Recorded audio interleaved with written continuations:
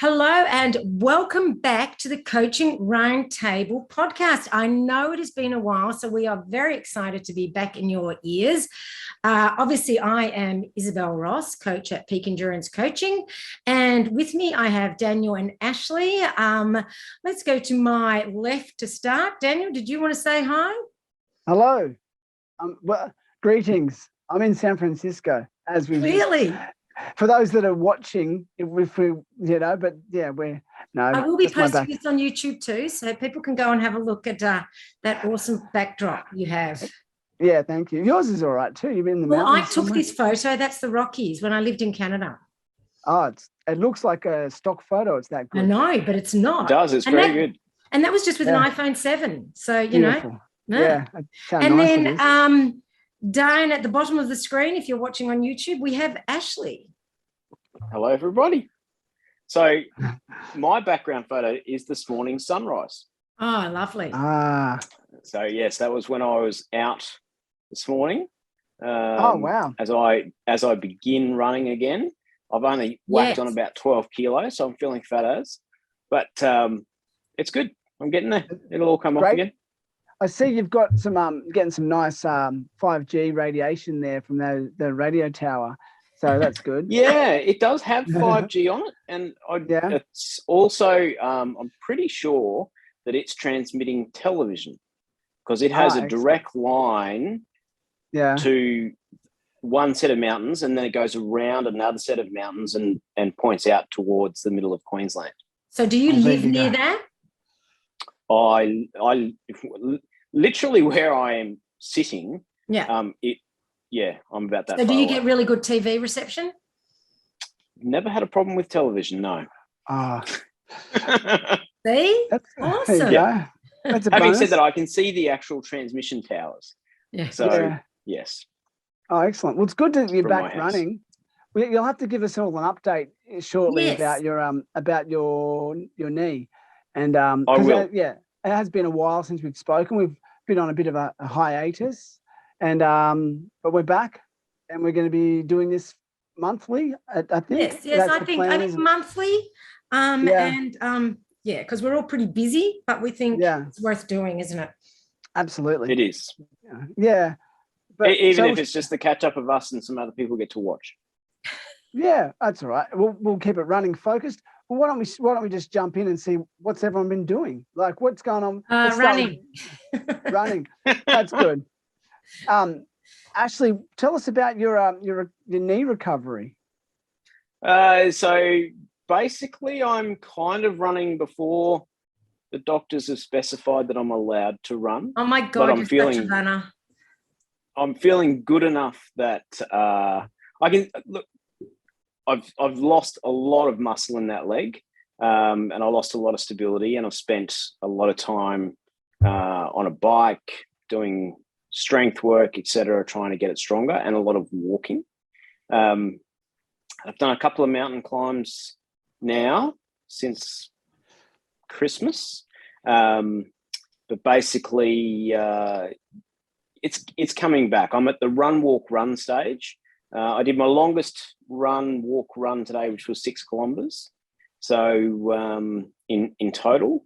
And when I first start running right now, you can totally feel it. I can actually feel it because where they drilled out the bone and reattached bits and pieces, I can feel that pull each time I place my leg.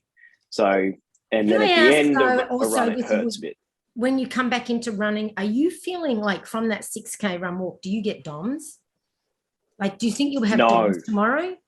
No, I haven't got DOMS from that. Okay. I've got DOMS from being on the bike. Oh, from being on the bike. Swimming. And swimming. But I haven't had DOMS from the running. That's interesting though, because like a new runner will get DOMS from just beginning running. So you're kind of in that basket now, really, but that's interesting that your body obviously has the muscle memory. Yeah, I think it's the muscle memory, but I also think it's the fact that I've been walking consistently 4 to 5 kilometers a day. I think that's important and sometimes a lot further than that. Yeah. So, I think my longest walk's been about 20K. Nice. and it just feels like it just takes forever because you're just going so slow. I know. But other than that, it's pretty good. So yeah, it's coming along. I'm definitely feeling stronger. I'm so much happier now that I can actually take both feet off the ground and spend a tiny amount of time in the air between steps. Bit of running. So good. Now, to help those other runners who are possibly injured at this moment, how have you mentally dealt with not being able to run? Well, probably not well. I've read a lot. So I've been reading a lot more. I've probably watched far too much Netflix. Yeah. So I filled in the void with that. And then as soon as I was allowed to walk again, I have been walking. At one stage, I purchased a hand trike. That the disabled people use. So I purchased one that had been left outside in the sun, and it was totally stuffed. And I rebuilt it well enough for me to be able to use it. I have since parted with it again because I didn't need it any longer. So, but that was really helpful, like just keeping, I'd sit on that for an hour or an hour and a half a day. And it's amazing. I don't know how those guys do that because that is hard work. Mentally hard too, I bet. Oh, mentally very hard because because it was broken in the way it was broken, I didn't spend a lot of money fixing it. So I was literally sitting in the garage on a trainer using it. So yeah, I didn't go anywhere. You couldn't ride a normal bike at all at that stage? No. The very first time I tried a normal bike, I seriously thought I'd re-wrecked my knee. Like just a single trying to turn over the crank, like it was too much range of movement. Yeah. So I have lost a significant range of movement in my knee. And last time I spoke to the surgeon, he wasn't sure that I would get much more back. And so my sprinting days are probably done, but ultra running, you take short steps, so it's all good. Yeah, that's right. So yes, but the sprint finishes are probably a thing of the past. So that'll be interesting to see how that progresses. And then, I think the main thing was getting out of the house and going walking.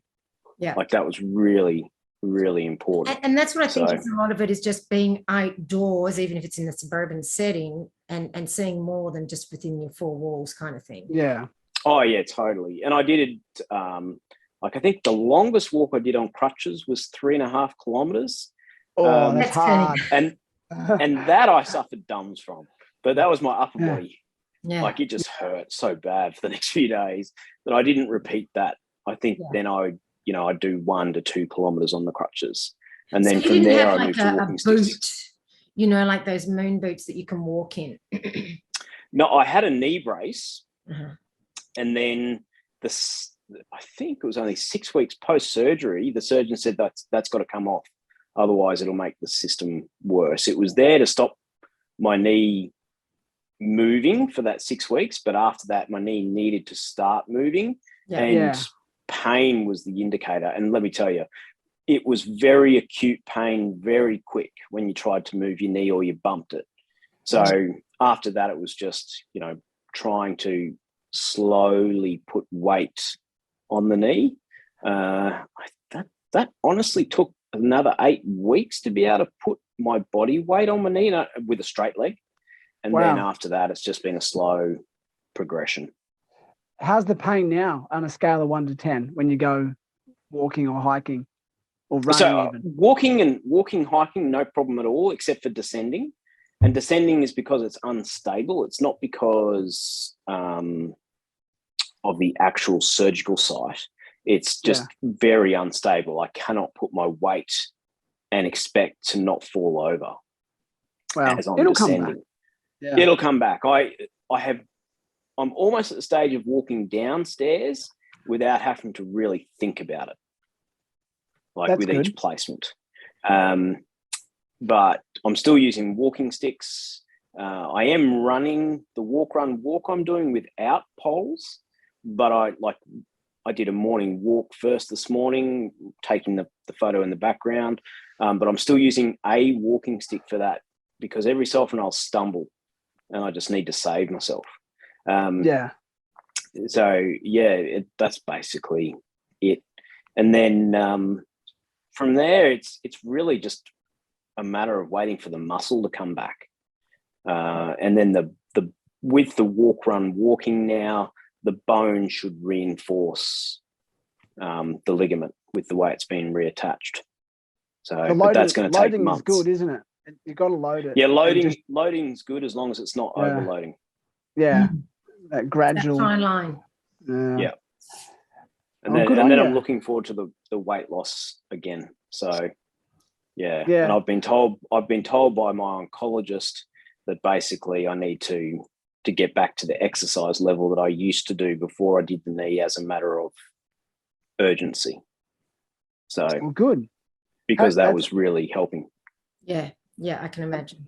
Keeping all those cancers at bay. Far out, man. It's amazing recovery. I have a question for you. Are you dared to dream? Like, set yourself a goal for the year, like a race goal or something? Lots and lots. How many of them will turn into reality? That doesn't matter. Is a different matter. But yes, definitely dreaming, that's for sure. Give us something that's on the horizon. What's something that's on the horizon?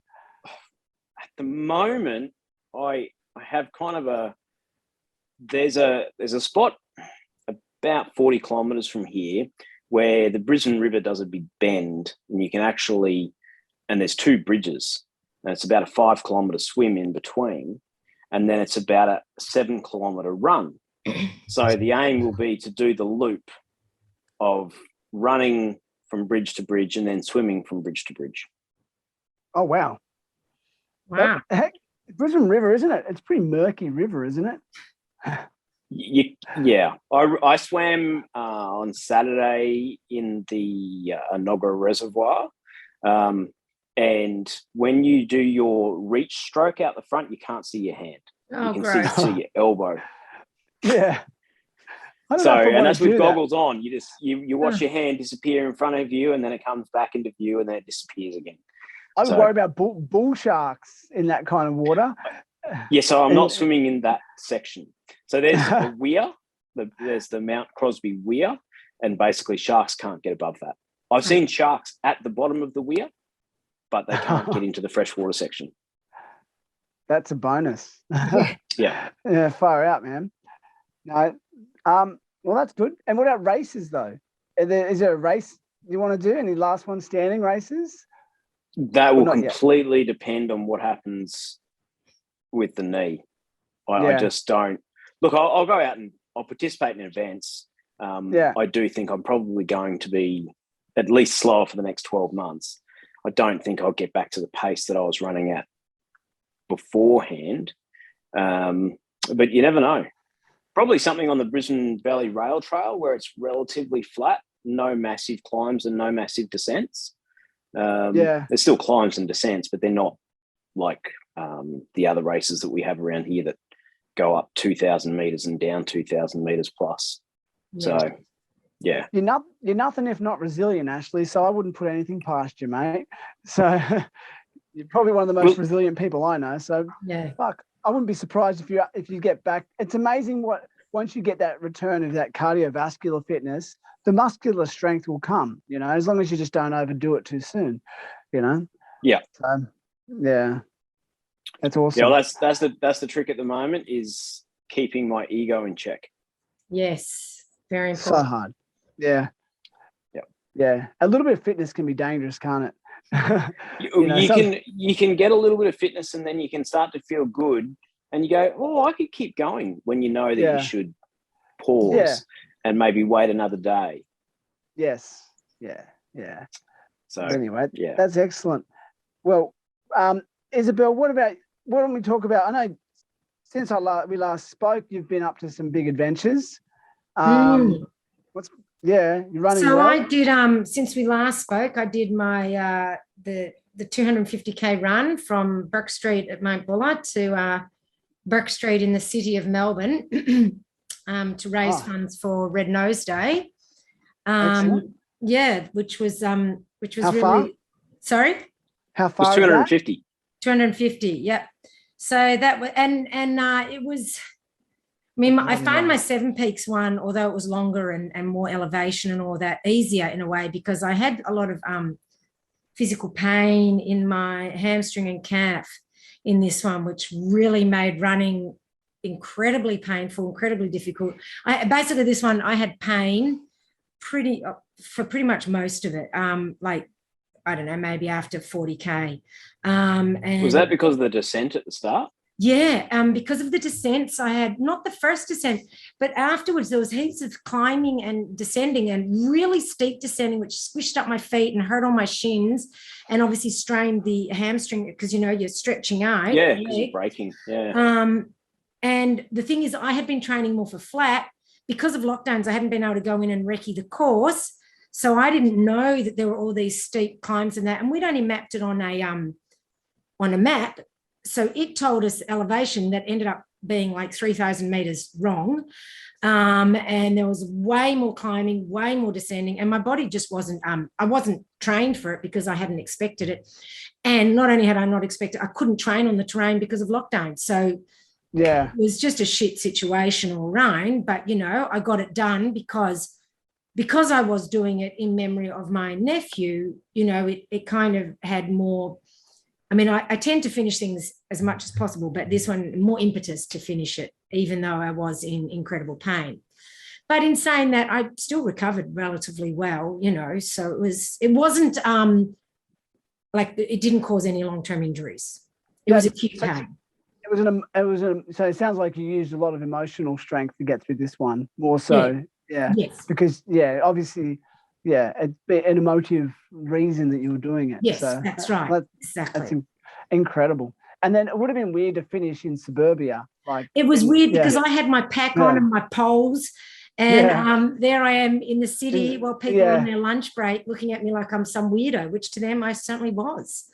Well, if you told them what you'd just done, they would have put you in the weirdo category. That's for sure. They might have called the ambulance and said, "This one needs picking up and taking to the hospital with the padded cell." That's right, the special hospital for special people. Exactly. And since then I've been I focused really strongly on recovery, and then I've been training for Barkley ever since. So this is take three maybe.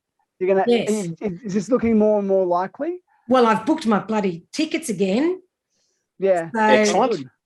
I think it seems like it'll happen. I think international travel. Oh, look, I know we're not going to talk too much about the C word. No. But yeah, it is definitely a thing. It's probably more than anything. It's probably getting back to Australia that would be the hardest part. I don't know. I don't know what's going to be the hardest part. All I know is I have to have a PCR test the day before, 24 hours before, but my flight leaves at 7:15 a.m. on a Sunday morning. Yeah. Right. And the earliest I can get into a clinic to pay $150 for a PCR test is 8 o'clock in the morning. So, I just really hope so it's just fraught with stress and anxiety. And it's the day before. And what if it comes back positive, even though I'm asymptomatic, so the fear there is that, and then I don't even know what I have to do to get back into Australia. I haven't even looked into that bit yet. Then after the States, we're going to be going. Just stay there. Yeah, probably. It might be preferable at this point, the way Australia's going.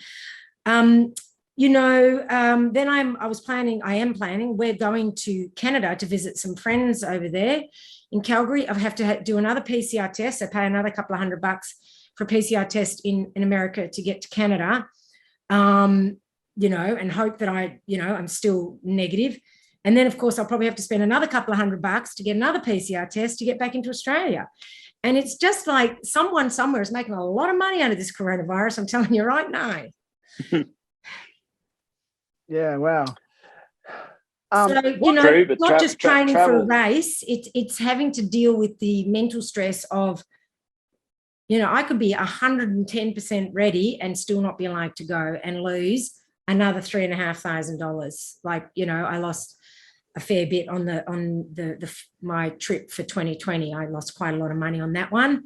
And fingers crossed, I get to go this time and not lose more money, but you just, at the end of the day, I'm certainly not going to live my life being ruled by a virus. I'm going to try to live my life as best as I can. Well, people are traveling. I've seen people traveling a bit. Yeah. And so, I think just plan. And I think train as though it's going to happen. And unless it's fully taken out of your hands, then there's not much you can do about it, Exactly. And you have to just learn to roll with the punches, because if we've learned nothing else over the last 2 years, it's that things don't always go the way we want. Just because we want things to go a certain way doesn't mean they will. And it's amazing. I used to find travel quite stressful. I love travel, but I found it stressful, getting organized.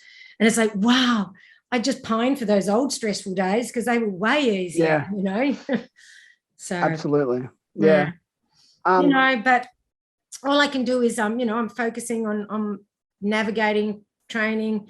I'm doing lots of hill work and lots of trying to keep up, running on the flat too. But, obviously I've got quite heavy legs and it's been so hot here. Like we did 40 Ks on Saturday in 35-degree heat. Then we did the next day, we went out and did orienteering practice on Sunday. It was only 15K, but it took us 4.5 hours because it was all off trail. And it was 35 degrees again, and it was so hot. And it's just like, it's really hard training through an Australian summer for an event that's going to be held in winter. It's going to be held in winter. And it's going to be, I'm currently looking at Gore-Tex jackets and all the different winter gear that I've got to have. I'm making sure I've got on my, because it's going to be freezing, like literally freezing. Yeah, I've done that before, flying into Denver from Queensland in the middle of summer here and landing there and then putting on everything you own. And everybody else looks like they're walking around in a singlet and you're freezing to death. Yeah. So anyway, it's amazing. What month are you running? What month is Barkley? March. So very soon, really. Yeah, I leave Sunday the 27th of February. Yeah, cool. Wow. Yeah. So fingers crossed then, all fingers and toes crossed. But do you feel physically, obviously you've got some serious endurance. Do you feel physically strong and fit? Like compared to when you did it a few years ago? Yeah. Like how would you compare yourself now? Because I've done those two really big runs, the 291Ks and the 250, I really feel now that I can go for that amount of time, right? Like before that, it was an unknown. I had done 44 hours, but this time, like the 67 hours, like that's really, I can go for a long time. I've worked heaps on my navigating, so that's improved heaps. I think I'm stronger on the hills. I think a lot of my problem with the first time I went to Barkley was I was not coping with life at the time. I was just coming off 3 months stress leave from work. That was kind of the tail end of my stress leave, was going to Barkley, and I'd actually been told to take the whole year off work for stress leave, but I chose not to. So I was not in a very good headspace in general when I went. So I'm in a lot better headspace now and physically stronger, because I also think when you're in a better headspace, you can train better and more effectively. So, yeah. Yeah, absolutely. Like, I think you're well prepared in many ways, like, physically. And I guess this is now, it's such a privilege to be able to do an event like that. Yeah. It's even more so now, so if you get over there, you're going to do, you just have to remind yourself that, it took you how many years to get back there because of, so, you're not going to mess it. It's almost become like an Olympiad, like a, so 4-year cycle. Yeah. But ultimately the result, as we all know, for any race is out of my control, so to speak. All I can do is the best that I can do. And it may end up that I don't do any better. I'm planning to, I'm focusing all my energy, time and money on doing better. But ultimately stuff happens, you know, the weather could be bad, that whatever, I don't know. I can't predict the future, but all I know is that I'm as prepared as I can be, and I'm going to give it my absolute 100% effort, and then obviously let the chips fall where they do, you know, where they may. So it's like, I'm going to do the best I can, but as we all know, in races, you know, it's out of our control to a certain extent. Yeah. Yeah, I think that there's a massive amount out of control in every race. Yeah. But knowing now with the big events that you've personally tackled, that you can definitely push through, you know, spot of bother is a big difference to where you previously attempted it, not knowing that about yourself. Yes, and I think that that's one of the biggest journeys with ultra running, is learning what you can do and just how extreme the line is. Like how far away it is if you really want to do it. And for some people that takes doing a 5K, a 10K, a 21K, a 42K, a 50, an 80, a 160, and then after that. And for other people, I see them, you know, jump bigger jumps, you know, in preparation for that. And as long as you don't get an experience which completely knocks you off your feet and you think, oh, that was way too far, the human body can just do so much when it's trained. It's amazing. An amazing machine. I'm always amazed by how much the human body can do, which is, I mean, I don't know, it's a whole other topic here, but it makes me really sad when I see people who don't use their bodies the way that human beings are designed to be used, you know, and we're designed to do more than sit on a couch and you know, and unfortunately you've been injured, Ashley, but you haven't had a lot of a choice, but we're designed for more than sitting on the couch binging on Netflix at the end of the day or scrolling media, you know, and it's sad when you see that people choose that. I mean, we're obviously biased, but you know, over the awesome sport of running, like why wouldn't you run? Yeah, exactly. And I can honestly say that my Netflix subscription is cancelled at the moment. I still love Netflix. Don't get me wrong. I just watched the series Stay Close, whatever that British one. Awesome series. You know, and I love Netflix, but there's a time and place. Yeah. So Daniel, what about you? What's been happening? I was about to say, Daniel, it's your turn. My turn. So last couple of months, I'm no longer, but I was focusing really on doing a bit of road stuff, really. But I had a few little goals I wanted to tick over. So back in October, I thought, there's a marathon. I want to do a marathon and run a good marathon time. And so I trained for about, to be honest, I was already pretty fit. So I had about 7 weeks to build up for this marathon based on. Which marathon was that? Oh, it's just a small marathon in Adelaide, in Murray Bridge. It was so nothing big. It was a very small local one. And I thought, great opportunity. And I mean, realistically, it was a very not an easy marathon to run fast on because it had lots of short, sharp hills. You know where you really in Murray Bridge, running up onto, because we actually crossed the bridge like 4 times. And so and running up to the bridge, you got these little and a lot of these little sharp hills and running up little embankments and stuff. And so what elevation did you end up with? To be honest, it's probably like 250 meters or something, which is not but heaps. It's those short, sharp ones that break you. Yeah, and it's not heaps when you're talking about a trail run, but when you're talking about a marathon and going for a PB, it's a heap. Yeah. So what happened with that? So I went in, I did a pretty good block, but I knew I hadn't done enough long, easy mileage. Like just life got in the way. I've been busy with coaching, and I thought I haven't really done enough long runs, and my overall mileage was not fantastic. So I thought I'm going to go in, and I'm going to go. And this is a really interesting lesson in so I went in with the intention of trying to get as close to a 3-hour marathon as possible, because I know I can do it on paper, but I wasn't hopeful. Like I thought I could do like maybe 3:10. Yeah. If you know, but I'll go out. So I went out, and it was a small marathon, and the lead group, there was like 5 guys, and everyone in that group was going for a sub 3-hour marathon. And so it was a really nice and cool morning, but it got sunny. And so even on a cold day, when the sun comes out, you feel it, you know, like, yes. And it was just, and so, but I mean, that wasn't an issue really, but about 28 Ks is like in all marathons is then my wheels fell off a little bit, and I could feel that lead group just felt like they were getting faster. Can I ask, were you taking nutrition in? Yeah, I was I was diligent with that. I had Morton for most. I had a couple of Morton gels throughout, and I had a couple of them.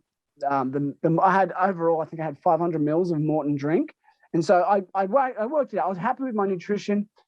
Ultimately, what it came down to was a lack of training, and so so my last 12 Ks, I just went into a real hole, but it was good in that. And I really think there's something to be said for finishing a race when it doesn't go to plan.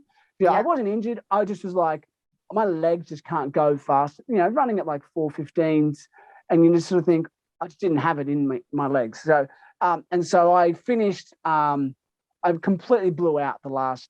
But that is such good mental training. Yeah, exactly. Because there was a temptation. I went past one aid station and I was just like, I walked through the aid station. The volunteers are like, "You right, mate?" And I'm like, "No, I'm shit." And then I just, you know, and I was just like, had a drink, had some Coke.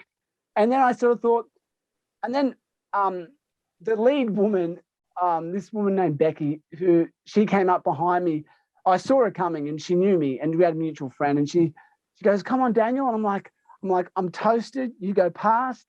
And then she yelled out to me, and this is really funny, as she ran past me, because our mutual friend is this woman named Jenny, and she goes, "Jenny owes me a coffee now." And I'm like, "What?" And so it turns out that Jenny, she'd had a bet with Jenny that she'd beat me, and I was like, "Damn it!" I was like, I should have. If I had known that, I would have. But I mean, it was that case where my heart and lungs felt good, and so anyway, finished it. A little bit disappointed, but I was happy that I pulled myself together mentally and just finished it and enjoyed the run. I think I finished with like a 3:27, which is pretty shit for what. No, don't, because it's actually really good. You know, a lot of people would love to do a 3:27. Yeah, it's not. I'd love to do a 3:27 at the moment. Me too. Yeah. A lot of people do. It's not shit. It's just not what you wanted. Exactly, but it made me realize something. And there's a difference when you go chasing a time.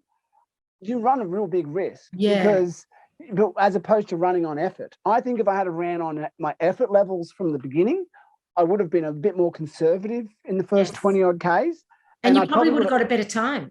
I think I would have got sub 3:10 because I wouldn't have got that complete blowout. Like I even had a caffeinated Morton gel at like 30 Ks. And have you had those gels before? No. How much caffeine is it? It's 100 milligrams in one. Nice.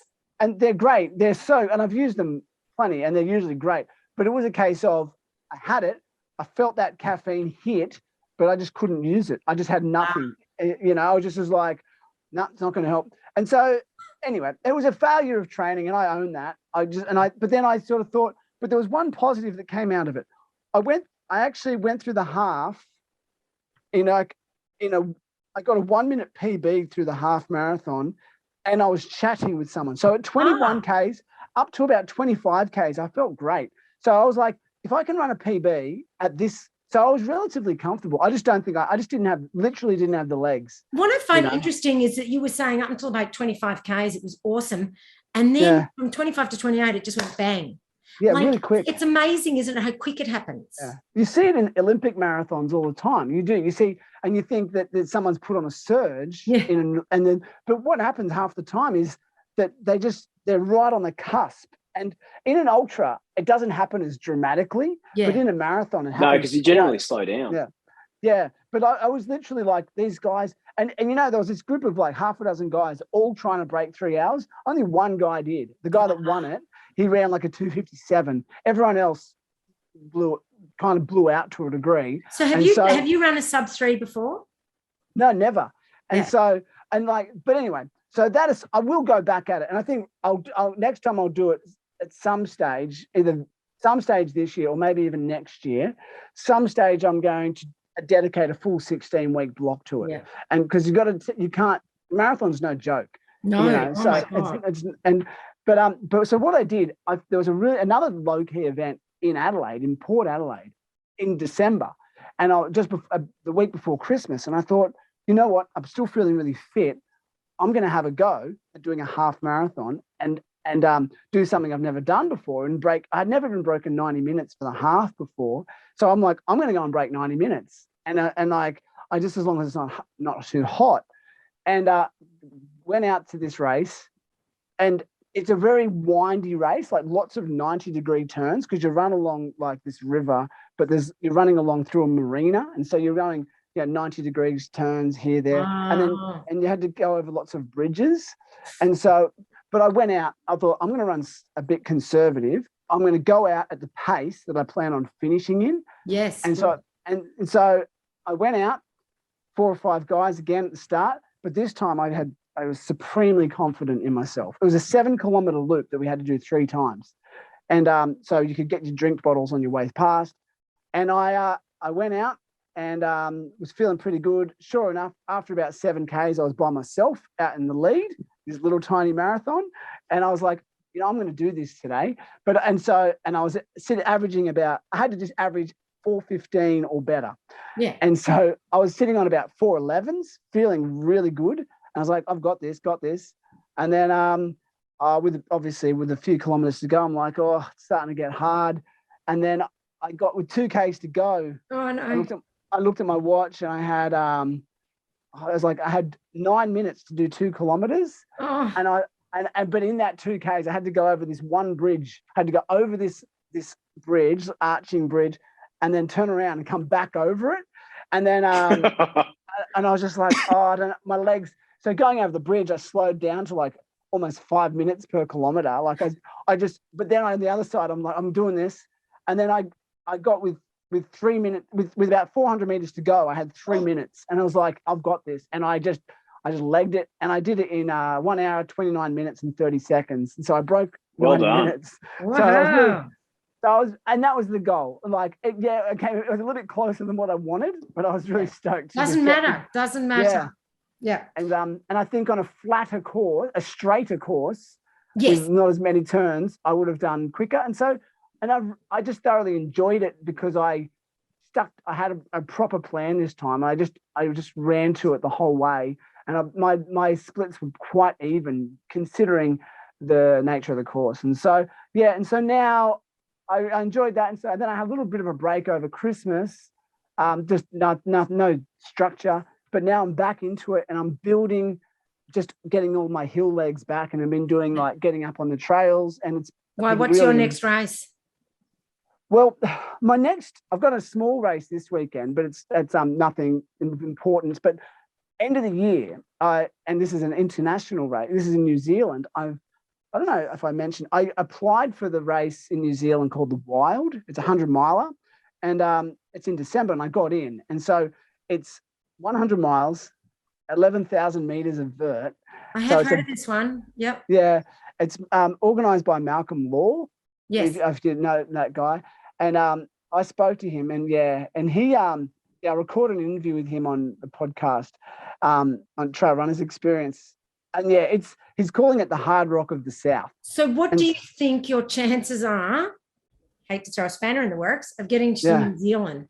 Well, exactly. Well, I'd say it's probably good. Do you reckon? I say 50-50 at this point. I reckon 50-50. Yeah. But I'm not, because I know that there's like I'm not overly confident, but you had to apply for this race. Worst case scenario, I push it back next year. I'm pretty sure it'll carry across the entry. Yeah. And so but I'm planning on going over and taking the whole family and making a trip of it, because it's in Arrowtown, which is just near Queenstown. It's a beautiful part of New Zealand. It's one of my and like Queenstown, Wanaka.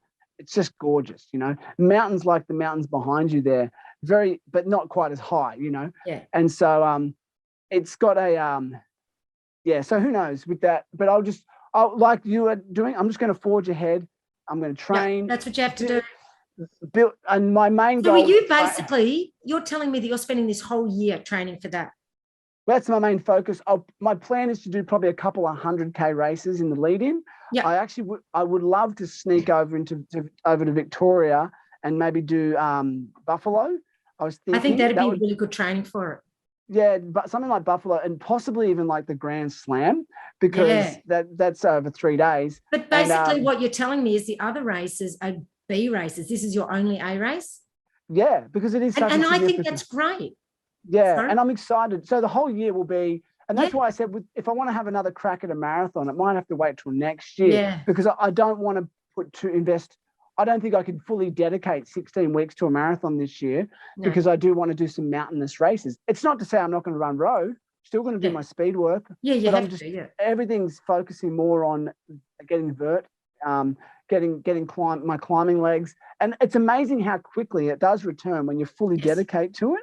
You know, and that's why, with you, Ashley, I was thinking like, once you start to feel okay again and you can do things, just that being really gradual. Like, I'm not building my mileage up to massive levels until I need to, but my main objective is to stay injury-free and as healthy as I can for as long as I can. Because so what would be your average mileage then if you say you're not building it up to massive levels? What would you be focusing on? Well, this last week was only 80 kilometers, but it's the beginning of a rebuild. But also you've got to remember you're putting in hills, so that's a lot more time.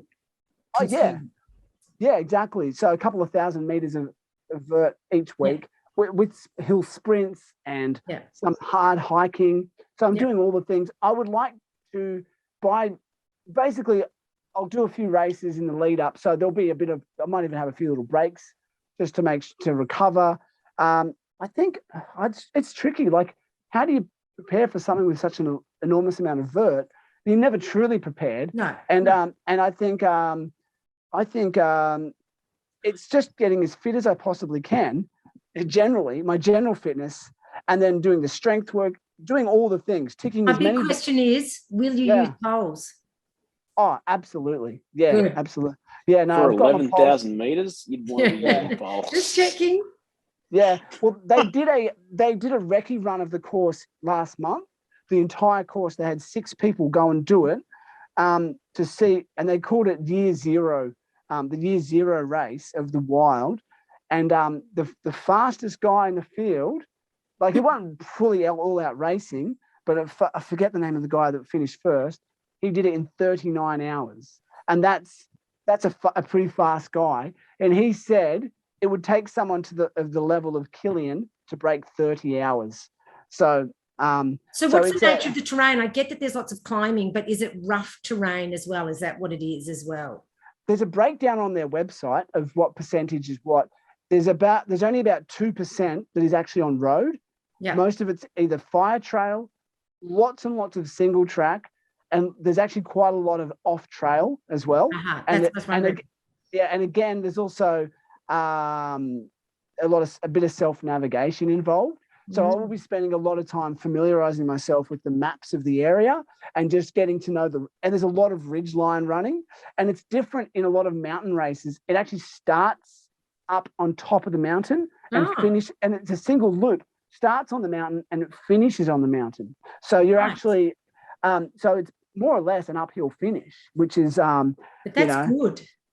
Uphill finish is good. It's just as long as you don't blow up on the downhill. Yeah, you can't hammer your quads on the downhill. Yeah, the downhill is my biggest weakness. And so that's something that I'm really aware of.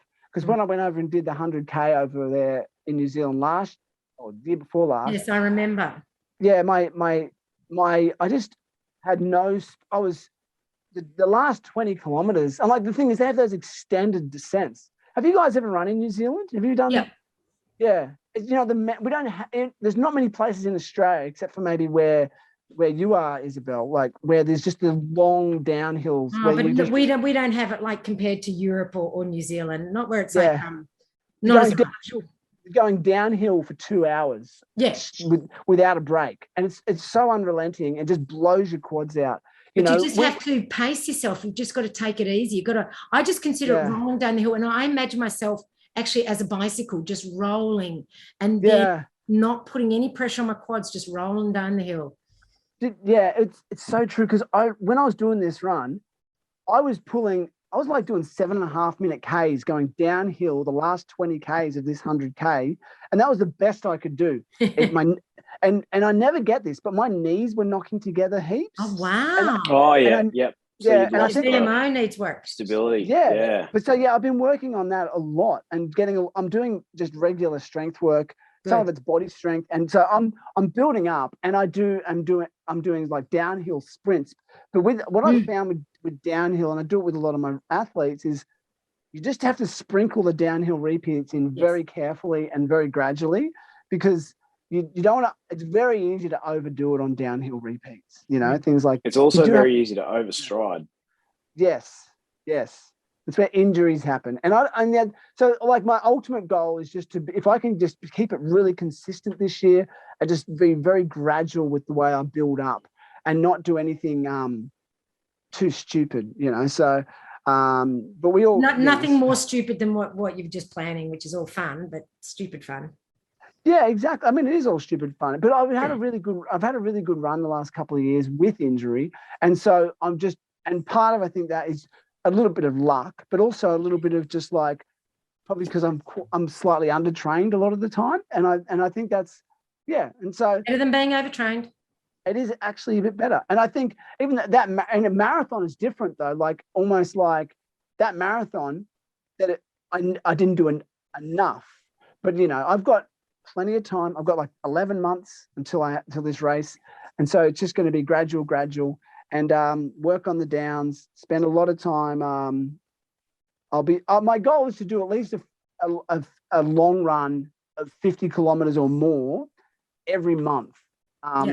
Yeah. And plus, so I call runs over 50 Ks, training runs, I call them long runs. Whereas anything that's 30 to 50 Ks, I just call it a long run. Yeah. You know what I mean? Does that make sense? Sort of like, yeah, I've got, so I definitely would like to do Buffalo again. I did that a few years ago. I think Buffalo would be really good. You should go over and do it too. Oh, no, you won't be able to, probably. It's in April. You might be back. No, you'll be in Canada, maybe. No. I arrived back on the Thursday before. So do you reckon I should drive there Friday and do the Grand Slam? Oh, why not? It'll be like if you're in good condition, why not? To be honest, would really like to. Well, it's a good vibe though, how good it's a great vibe. And the thing is, they've changed Buffalo now. There was 75 Ks and they've extended it out. Now it's 100. Yeah. So but there's only an extra 500 meters of vert. I didn't realize that. So it's a pretty bloody hilly race. It's 5,000 meters. Yeah. But what surprised me about that area, you've done Buffalo, haven't you? Yeah, and I've done the Grand Slam. Yep. Yeah. And there's that section, I think that's through Buckland. It's quite flat, and so, I was amazed. I was like, oh, this is quite runnable and flat through here. And so the fact that there's still so much vert with that long flat section, that's the thing that they don't have in this race. The only flat sections in New Zealand for the wild are on top of ridge lines, which is pretty cool. And I'll say one more thing about this race that I'm excited about. Malcolm is trying to attract, I think he's invited Killian to come across, and he actually does want a couple of world-class runners. So that'll be exciting. And there's only 300 people allowed in the miler. Ooh. So there's still positions if you're interested, either of you. Well, I'm contemplating either Tour de Géant in September, because that would actually be on my birthday, which would kind of be cool. Oh, that'd be cool. Or that's extraordinary. Yeah, or something like the Wild. I don't know. I don't know. Well, it's closer. It's a short flight at least. It just depends whether I can handle the stress of travel again by September. Unless things have changed a bit with the testing and all that. Yeah. Well, we'll find out after Barkley what the experience is like. Yeah, that's right. Yeah, I think I'm quietly confident that you'll be able to get over there. But it's like I think almost traveling is almost like preparing for a race these days. Oh you my just God. there's got to tick all the boxes. Yeah. And would you be going alone? Empty your credit card. Yeah, exactly. Or fill it. Well, there'll be nothing left on mine. It's looking pretty grim at the moment. Too bad you can't start a GoFundMe. I know, right? It's not quite worthy. I mean, it's worthy, but it's But not really. No. You're not. I know. It's on a selfish level, it's worthy. Yes. Yeah, I know. I've seen people do it though. I know, and I'm sorry, I don't agree with that. No, it's not like someone has had a horrible accident or something exactly. like, yeah. But yeah. But yeah. Well, anyway, it's been great to catch up. We've been going for pretty much an hour, so I reckon we should start winding it up. I know. How cool is that? Which just goes to show how much we can talk. Quite frankly, that's a good catch up, but it sort of shows before we wrap it up. Yeah, I think it would be really good. And I love this in some podcasts, and I know you've done it, but I think we need to get, this is an opportunity, anyone who's listening needs to go, throw as many questions at us that you want us to cover. Let's make it a question and answer style, like almost like an ask me anything, but let's keep it fairly running focused, Yeah. And look, and I think that'd be good. Yeah, they could ask us some questions like personal ones about our running, not too personal, but you know what I mean? Ones about how we're training and that's the stuff. Or just questions about their own training, like guide us, dear listener, with what you want to hear by putting questions in the Facebook group for the Coaching Roundtable, because it really helps us out. We want to give you the information that you want, but the only way we're going to find that out is if you tell us.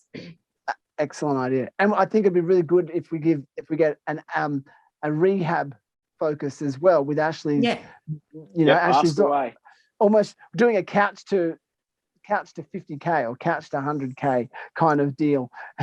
Pretty much. That's the plan for the year. We'll see what reality brings, but that's the plan. Yeah.